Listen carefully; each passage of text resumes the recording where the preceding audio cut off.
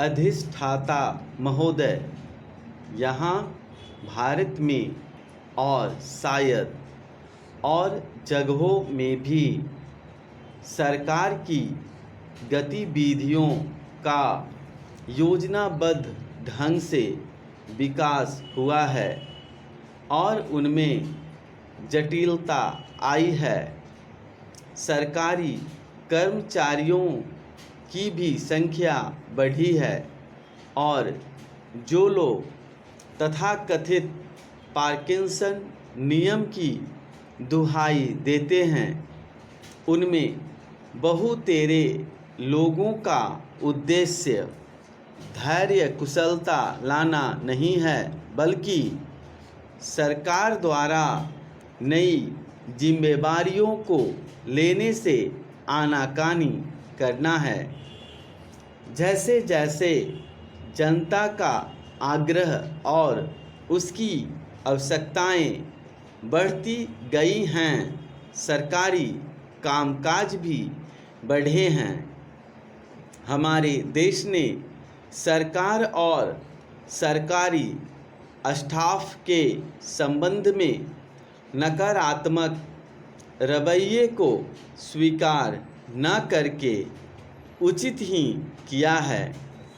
अगर सरकार को जनता के लिए और ज़्यादा काम करने हैं तो उसके कर्मचारियों को सरकारी नीतियों और कार्यक्रमों को माध्यम के रूप में लागू करने हेतु पहले से अधिक सजीव और रचनात्मक योगदान देना होगा।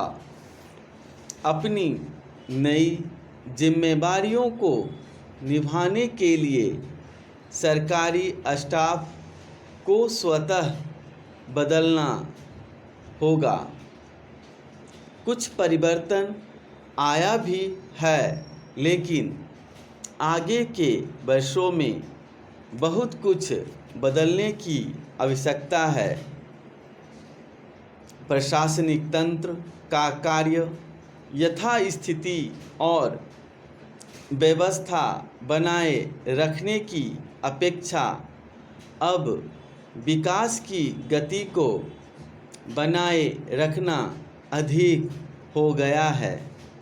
योजना कार्यों को लागू करने में कुशल तथा तकनीकी दृष्टि से दक्ष व्यक्तियों का अब और अधिक महत्व है।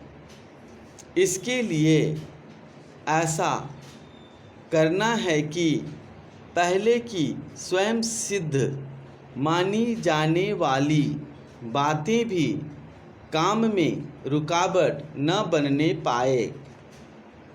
साथ ही साधारण प्रशासक को स्वयं भी आर्थिक और तकनीकी तत्वों की ज़्यादा गहरी जानकारी होनी चाहिए।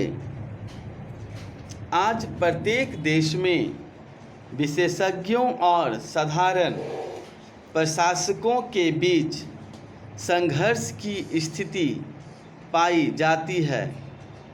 हमारा उद्देश्य यह होना चाहिए कि देश को इन दोनों से सर्वोत्तम लाभ मिल सके।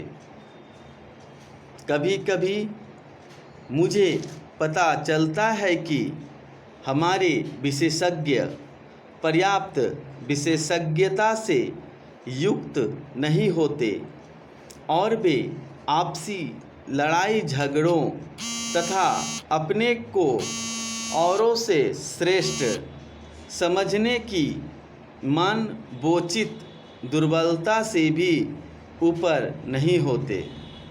इसके बावजूद चाहे विशेषज्ञ हों या प्रशासक, दोनों ही एक समान सामाजिक परिवेश की उपज हैं और दोनों को ही भविष्य के कृतित्व के लिए अपने आप को तैयार करना चाहिए, क्योंकि आज विश्व में उन्नति का मूल मंत्र यही है कि विभिन्न क्षेत्रों में पारंगत लोग मिलजुल कर काम करें।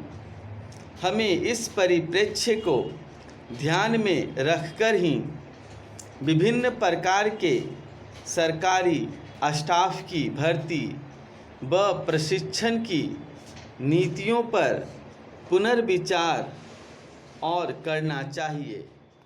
स्टॉप।